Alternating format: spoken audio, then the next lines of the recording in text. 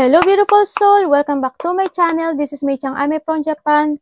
Kabayan Scorpio. This reading is for you. November 2024. Maraming salamat muna sa aking subscriber, new subscriber, cross-watcher, at sa mga bagong pasok dyan. Uy, welcome. Sabi ko, uy eh. Welcome na welcome kayo sa bahay ni Ate Aimee. Maraming salamat din sa nakataba ng puso ninyong mga comments. At sa mga nagpa-personal reading, maraming salamat po. Ang dami namang lumabas. Kung gusto niyo na energy nyo lang ang gusto niyo makuha natin, uy, ang ganda oh. Plenty of material things. Kung gusto niyo na personal reading nyo lang, nasa baba po ng video to, all the details po para sa personal reading. This is sa general reading Kabayan Scorpio. Kunin mo lang ang sayo at itapon ang hindi sa iyo. Maaring ito isa vice versa, maaring energy mo, energy ng person mo o energy ng malapit sa puso mo. Maaring nangyayari or mangyayari pala. Use your own intuition, lawakan natin ang ating isipan. Napakarami nyo sa mundong energy, sa mundong ito, kaya hindi ito basta-basta magre-resonate sa inyo.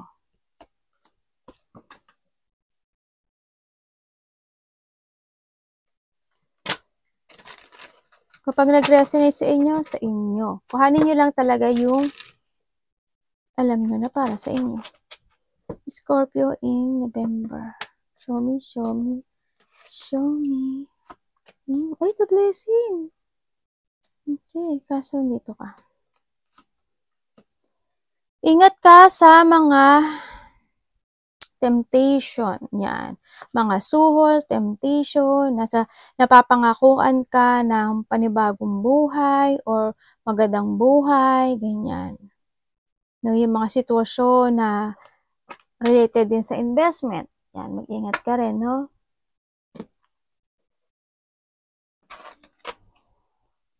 Dark woman. Maaring ikaw is dealing with a dark woman with dark complexion or dark hair.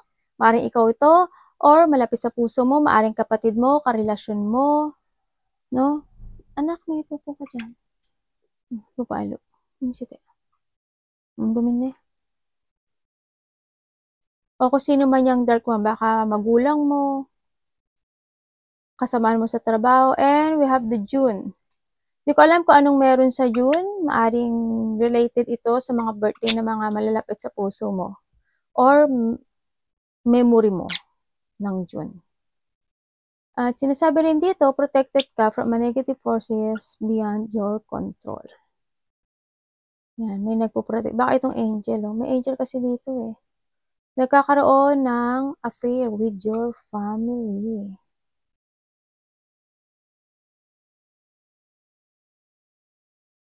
May iba dito, may problema sa pamilya, no, or karelasyon to. Pero, kasi 3 kasi to, kahit na may gulo siya, nakikita ko dito, may katapusan to. Tamo o arcway, oh. May opportunity, kumbaga, merong kaliwanagan na magaganap. Or there's an opportunity, possibility, or path na mag-open para sa'yo. Diba? Kung ano yung mga problema o mga broken ring, yan. Broken ring yan yung mga commitment, no? Maaring ito sa related sa romance, maaring sa business. Kaya sabi ko sa'yo, di ba, ingat ka rin when it comes to collaboration or dealing, di ba? Baka maloo ka. Or meron tao dito, or kung ito is sa relationship, maaring nagkaroon ng hindi kayang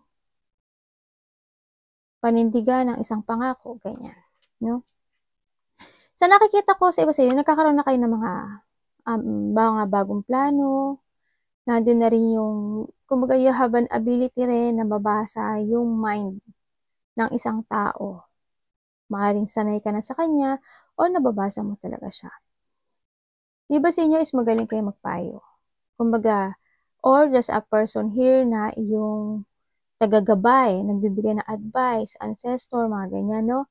Also, yung iba nga, you have a knowledge to be coach. Kaya baka kayo is isa ng boss, o kaya may mga gagawin na kayo na isang sitwasyon na kayo yung mamumuno, ganyan. Ingat ka rin kasi yung iba dito is may mga sign or may mga matutuliling kayo sa isang situation. Maaring may isang may isang parte ng buhay mo na maiinis ka, parang paulit-ulit na lang, ganyan. Ganun. Parang walang nangyayaring pagbabago. Maaring dito pumapasok si broken ring, no? Or itong tao na woman. Kung ano man to, no? Ingat ka rin. Yan, may mga matitikas kasi rin ang ulo talaga, no? Sa nakita ko dito, may mga tao na sarili lang din nila iniisip. Yung ayaw makinig, ganyan. Kung ano lang yung gusto nila. Kahit na pilitin mo pa sila na makipagkasundo, makipag-usap, ganyan. O baka naman kailangan mo pa siyang suhulan, diba? Para lang makinig, ganyan. Yan. May mga backup daw sa'yo. Yan, may mga collaboration nga. Yan, may mga pag-aaralan ka raw. May mga pag-aaral, may mga sitwasyon na related ito sa iyong growth. Related ito sa iyong artway. Diba? Yan. Yan ang mga opportunity or collaboration na magaganap sa'yo. Meron, ingat pa rin when it comes dito sa maaring ikaw is mahulog sa isang patibong or malinglang ka. Yan. Or may tao talaga dito na nililinglang ka, nakaduda-duda, ganyan. Ingat-ingat ka pa rin na sa mga tao na pwede kang i-manipulate, no? May mga taong may hidden potential. Ingatin mo rin din ang iyong blessing. Itong archway na to, tsaka itong blessing na to, I think this is related. Kung ikaw is papasok dito sa daanan na to, no? There's a blessing more. May mga fulfillment, may mga enlightenment akong nakikita sa iyo. Sabi nga dito is, we have the angel din kasi, di ba? May mga ibang parte ng buhay mo na masusolusyonan. May mga blessing ka daw na matatanggap po. Di ba? You will enjoy talaga the fruit of your labor or success when it comes in dito sa iyong collaboration or more on strategy sa mga gagawin mong sitwasyon sa buhay mo, maring din related dito. Okay? Diba dito, boss eh. Boss with your own, no? Sa nakita ko dito. Yan, more blessing to come. Meron ditong sitwasyon sa'yo na parang hindi ka makawala, no? Siguro when it comes to broken promises and sa mga matitigasang ulo na tao na related sa iyo. Yan. Handun siguro yung kahit na anong paliwanag mo sa kanya, hindi siya makikinig o hindi niya kayang baguhin yung sarili niya or sarili niya lang talaga ang iniisip niya. Kung sino man ito, no? Mahandun yung sitwasyon na parang nawawalan ka na rin ng pag-asa doon. Siyempre, andun pa rin yung you want to arrange ang lahat ng bagay. Ang lahat ng sitwasyon na pinagdadaanan mo, gusto mo maging clear at gusto mo maging maayos ang lahat. At ready ka na at prepare ka na. Japanese ko kayo. Prepare ka na sa mga sitwasyon na tatahakin mo pa more. No, sa nakita ko dito. Tingnan natin ang iyong, smart kayo ha. Kita ko dito, smart eh. Anong strategy? Very good. Sisiw to sa'yo. Diba? Sisiw kasi ito. As in, talagang yung iba dito is meron kayong spiritual awakening. You're starting a new beginning, mga bagong plano. Yung kung dati is ang dami mong pag-aalala, nagpo-focus ka sa sadness, nagpo-focus ka sa mga stress, anxiety, yan. Ngayon hindi eh. More on calm ka ngayon. More on peace. Yan, nahandito na yung nakawala ka na sa yung mga anxiety. Ganyan, nakahandito na sa bumalik na yung iyong lakas ng loob.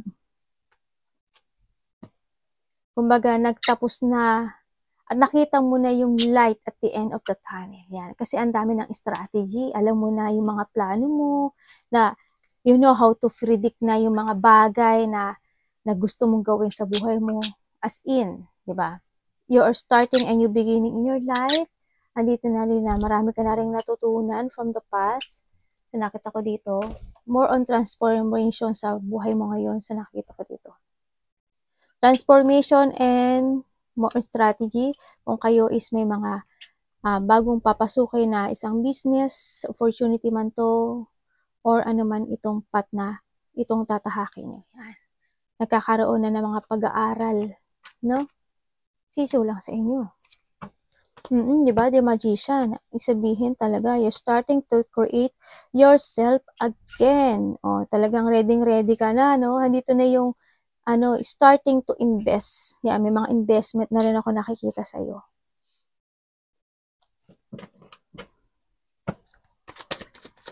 Coach. Di ba dito may hinihintay ba kayo?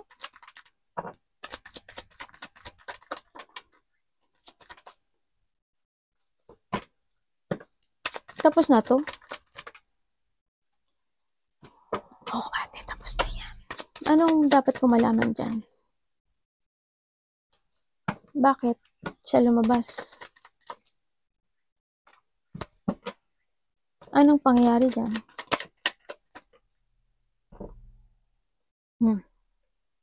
Bakit?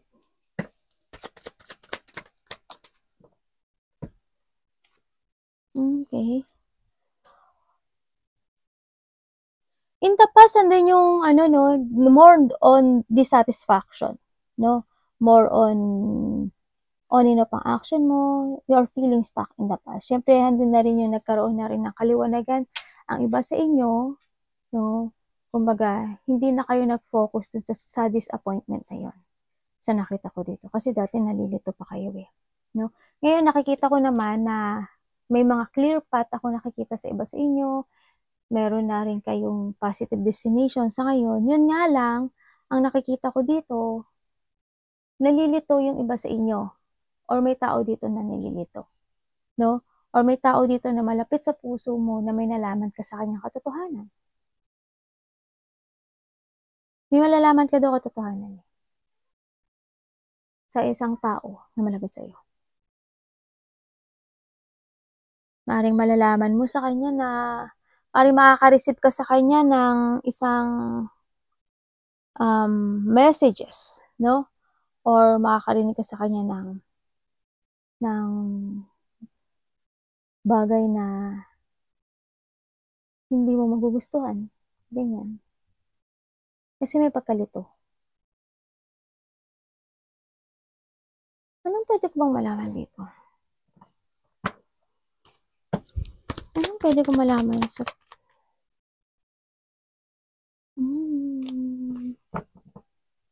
Okay. Meron ka daw gagawin. No? Maaring ito is related sa money. Related siya sa mga umpisahan mo siguro to. Umpisahang trabaho, business, investment man yan, sa nakita ko. Pero, may mga pag-uusapan kayo na maaari kang maguluhan or maaring hindi magkaroon ng clarity sa pag-uusap na to. Ito is maaari rin na may konting pagtatalo, ganyan. No, ang nakikita ko dito. May mga konting hindi pagkakaintindihan. Yan, agreement, baka konting mainis ka sa sinabi niya, ganyan. No, maaring isa sa inyo or isa dito is gustong magmadali, no? Sa nakita ko dito. Or may malalaman kang katotohanan na related dun sa pag-uusap na yon. Sa nakita ko dito. Malilito ka. Maaring makakaramdam ka ng takot or pag-aalala or worry, ganyan, anxiety. Maaring konting madidelay kung ano man ito kasi mga pag-aaralan nyo muna itong sitwasyon na to. No? Maaring hindi nyo kaagad ipupush forward kung ano man itong investment or uumpisahan nyo na new beginning sa buhay nyo na maaring related ito sa pagkakaperahan. Ganyan, no? May mga alamin-alamin pa siguro kayo ng mga bagay-bagay, ano? Sa nakita ko dito. May mga pag-uusapan pa, kumbaga. Marami pang pag-uusapan. Mga bagay-bagay. Mga hihingi pa kayo ng mga advice siguro sa iba, ganyan. Pag-iisipan nyo muna para hindi rin mag-miss Tingnan natin itong si stubbornness. Okay, a part of the family. Hindi matigas ang ulo pala.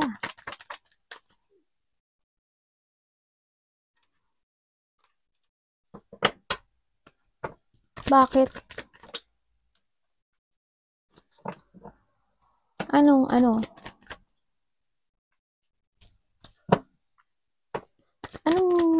pangyari pa? Tapos na to? Okay. Matigas nga ulo nito. Sa nakita ko dito, may tao dito na umiiwas. Maaring hindi siya nakikinig, no? Sa sinasabi mo. Ginagawa niya yung gusto niya. Andun ka sa part na, alam mo yung nagtitiis ka, nagiging more patient ka sa kanya. Kasi ayaw mo lang ng away. Ito yung tao na para sa kanya ginagawa niya yung effort niya sa isang sitwasyon, no? Yan, maaring may mga tinatanong ka sa kanya na hindi niya masagot or iniiwasan niya or ikaw ang umiiwas dito sa tao na to sa mga sinasabi niya. Kasi ang nakikita ko sa kanya is parang sarili niya lang ang iniisip niya. Pagiging sakim na tao, ganyan. Iba yung nasa utak niya. Iba yung pag-iisip mo sa utak niya. Kumbaga, magkaiba kasi kayo ng energy nitong tao na to eh. Hindi talaga siya nakikinig. Para sa kanya, lahat ng ginagawa niya tama. Ganun. Siya yung nagiging blockage mo, no? Dito sa sitwasyon. Natatrap ka dito. Kumbaga, yun nga, nagkakaroon ng mga problema sa tao na to. And then, maaring kung ito is karelasyon mo, may mga changes naman na din na may nalaman ka na rin sa kanya na katotohanan, 'di ba? Kahit na gusto mo siyang abandonahin, hindi mo siya kayang abandanahin. Kumbaga, andun pa rin yung you try your best na magkaroon ng development dito sa sitwasyon na to. Kung sino man tong tao na to, no?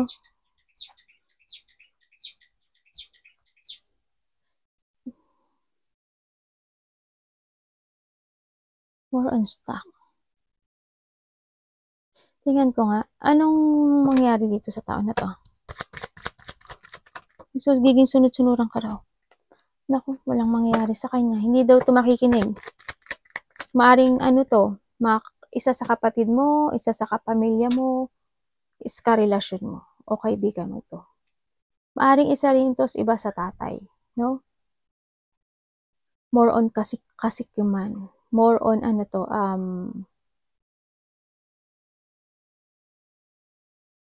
more on, yung gusto niya lang. Ganyan. A toxic energy to eh. Maaring nakokontrol ka nito. Ito yung nagiging blockage mo para maging masaya ka. Ganyan. O kaya naman, meron iba sa inyo, Scorpio, na isang bagay sa buhay mo na hindi mo mabago-bago. No, na may isang bagay sa buhay mo na gusto mong iwasan o alisin. Halimbawa, you have an addiction, ganyan.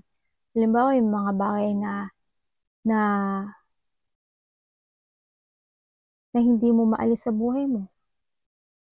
Ganun.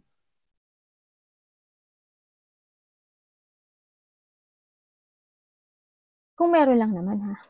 Hindi ko naman sinasabi sa inyo na may addict kayo at addict kayo. Hindi ko sinasabi yun. Kung meron kayo mga addiction in life, this is the time na i-release nyo yun sa buhay nyo ha. Kailangan nyo mag-walk away dito. Kailangan nyo i-withdraw itong sitwasyon na to, no? Give effort, no? And kailangan dito isa-balancing. Iba dito, kung kayo is pala inom ng alak, no? Iwasan nyo na yun. Yung mga ipinapasok nyo sa katawan nyo, no? Alisin nyo yung mga bawal. No, kailangan healthy balance tayo, ha? Makinig din tayo minsan sa mga payo ng ating mga malalapit sa puso. Para ito sa ating sarili. May getting together, Maaaring magkakaroon ng isang celebration, happiness, enjoy, may mga achievement, yan. may pagkikita na maari getting together ng family, reunion man yan, friendship man yan, parties, event. Ay, di ba Scorpio, ano mo? Birthday mo! Ay, Scorpio, di ba birthday ng Scorpio? Di ba? Birthday nyo pala. Kaya pala mayroong nakitang ano. Celebration, baka birthday nyo yun. May mga parties, events, surprise. May coming home. Yan, maaring ikaw is uwi ng ibang bansa or may manggagaling ng probinsya, ganyan. Another barrio, no? Yan, maaring may pupuntahan ng ibang wedding. Birthday man yan, wedding man yan, community, teamwork man yan. Yan, may mga magaganap daw na gano'n. About saan po yung collaboration?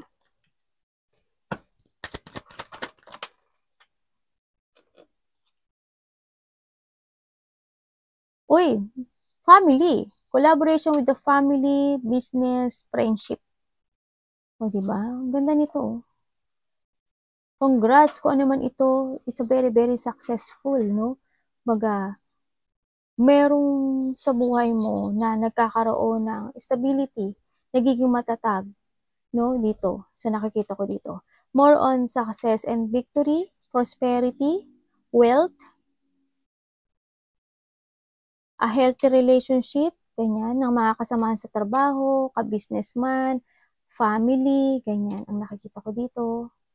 Yan. Nagkakaroon ng kasiyahan, no, dito. Meron bang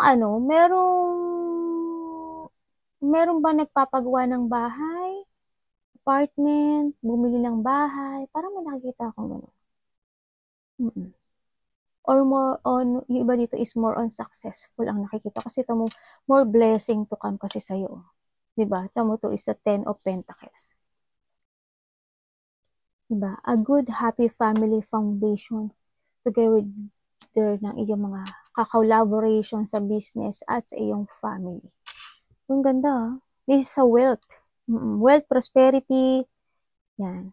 Iba dito is there's a legacy, no? Kumbaga yung mga mana, yan, baka may mga pag-uusapan kayo na related ang mga mana, o kaya din yung you want to secure na yung buhay mo, or kung may anak ka, o kapamilya ka, ganyan, na may makukuha sila.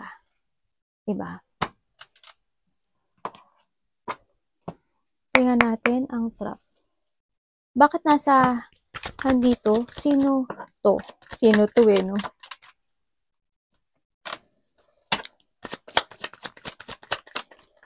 Uy! The Queen of Cups. May merong bagong Treasure intuition, ha? Okay. Meron daw dito na malapit sa puso mo, maaring kaibigan mo, mga supporters mo, iba dito, na maaari kang pabaksakin. Ingat ka rin. Kailangan you need to trust to your intuition. No? May mga supporters ka na hindi totoo. Na mga supporters ka na you will become a victim. Ganyan, napababaksakin ka. Pwede rin na baliktarin ka, na pabiktim sila, diba? Ingat ka rin. Kailangan mo talagang maging mas matalino pa sa kanila. More on trust to your intuition dito. Hindi lahat ng nasa paligid mo is totoo. More on excitement ang nakikita ko sa'yo, no?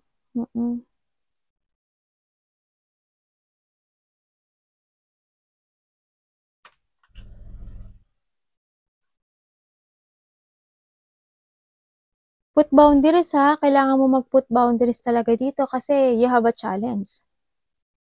May mga dito. Strong will dito, may mga mag-under attack sa'yo. Okay? Kailangan mong depensahan yung sarili mo, protektahan yung sarili mo, and then stand up. Manindigan ka dito. Kasi ito yung ikakabaksak mo. No?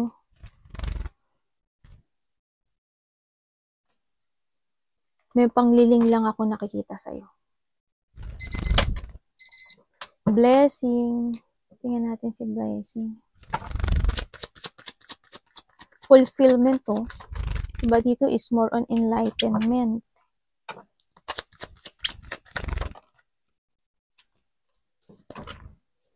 Tapos na po to.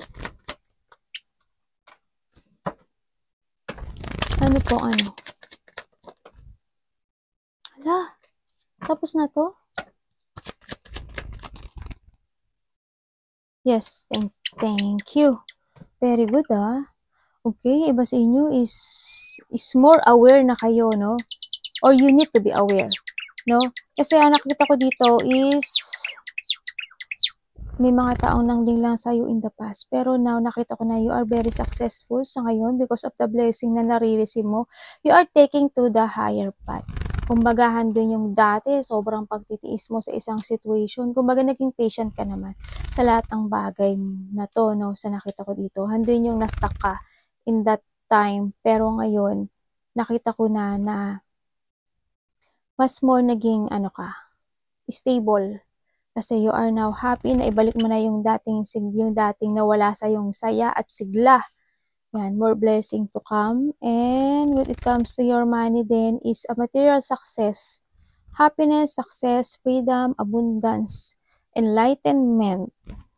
Meron talagang may paglago ng isang kaperahan or blessing when it comes sa yung mga work or business man yan o pinagkakaperahan, no? Sa nakita ko dito. Kung dati is more na papalabas yung pera mo, ngayon hindi ko na siya nakikita na gano'n, no? Kumbaga, mas more mo nang nababalanse or need mo balance. You need to learn din from the past din, no?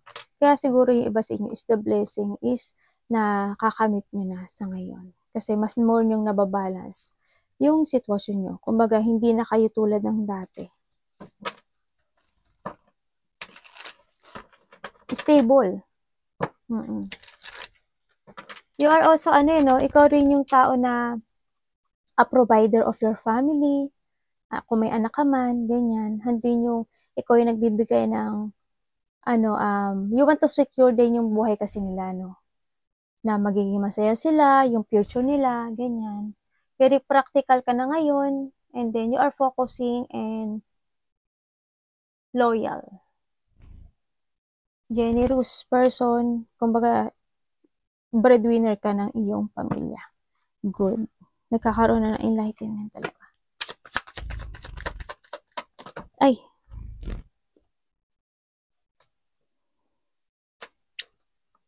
So, tapos na po to.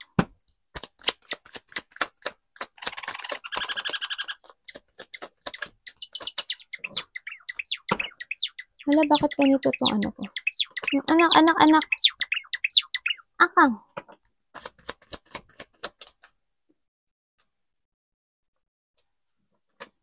Oh my God. May tao na nang loloko. May tao dito na maring may tinutulungan ka? O may binibigyan ka ng tulong na niloloko ka? Siguro kaya ka parang nakakulong ka sa isang situation, no? Parang ito yung nakakapagbigay sa'yo ng delay.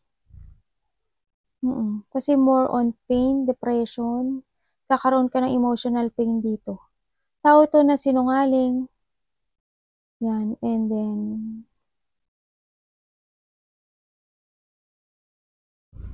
sneaky person. Hindi ko alam kung anong niya. Maaring madaya siya. Hindi nadaya ka siguro nito when it comes to related to a money. Kumbaga, iba yung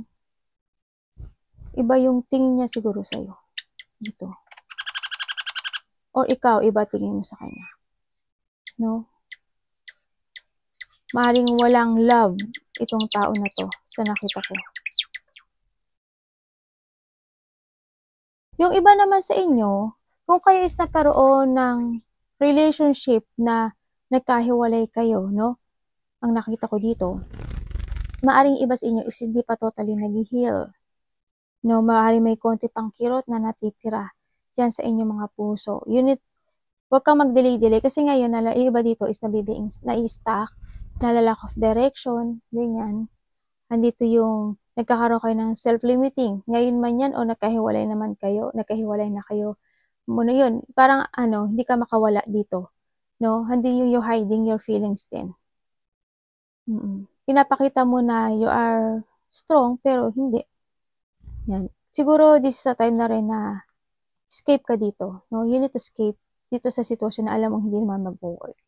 Getting away with something. Value yourself and syempre, ibalik mo yung dating ikaw. Huwag kang agad masisiraan ng loob. Start a new beginning to yourself, no? Abandoning the past. Sa nakita ko dito. Value yourself, trust your intuition, no? Para hindi ka rin masaktan. Kasi makakaramdam ka ng pain, no? Sa iba sa inyo, in November, makakaramdam kayo ng pain, emotional pain, depression, disappointment, ganyan. Deep hurt, mga ganyan, no? Makakaramdam daw kayo ng ganyan. May mako-confine.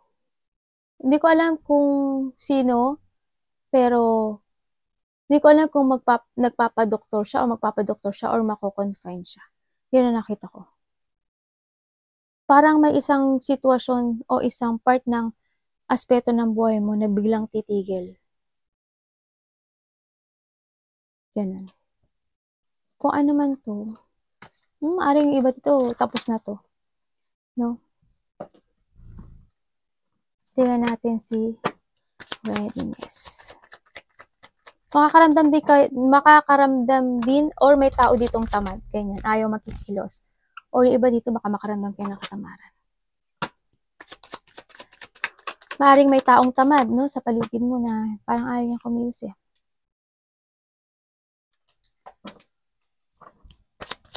May nag-aaway ba sa territorial, pera.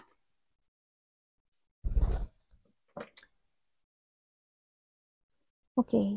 Marami pagbabago sa buhay. Okay, may pag-uusapan nga kayo. May mga agreement. May mga pagsasaayos. May mga battle, disagreement.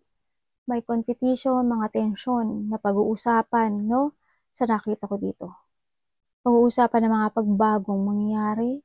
Pagsasaayos ng mga bagay-bagay. No? Sa nakita ko dito. Maaari iba dito sa magkakapatid. Maaring kapamilya or kasama sa trabaho, ganyan. Anong pwede ko bang malaman? Uy, Aesop. Ano po yan? Wow. The Nine of Cups.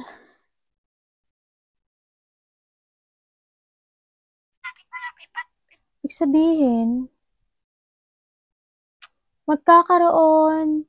maraming tao ang makakapansin sa iyong kagalingan. Kumbaga, recognition to, no? May mga achievement or fulfillment na makakamtan sa buhay mo. Ang daming tao kasi ako nakikita eh. May mga wish come true ka na makakamit. More on blessing, more on growth ang mangyayari sa buhay mo. No? Sa nakita ko to, maraming pagbabago. And then, maraming ko-connect sa'yo eh. Sa nakita ko dito. Maring iba dito is a new person. No? Ang nakikita ko sa iba. May mga good news naman na parating. May mga ayaw sa'yo. Mas marami ang sumusuporta sa'yo eh, than sa ayaw sa'yo. Ang nakikita ko dito. Achievement, fulfillment, happiness, good news, abundance. Yan. Keep fighting lang continue ka lang dapat sa direction to find your more goal kasi there's a victory and success ako na nakikita sa iyo. May mga well-wisher na magaganap in your life. Prepare ka na sa mga blessing na darating. Ang daming blessing na darating sa iyo. Scorpio this November. Arigato namaste, God bless.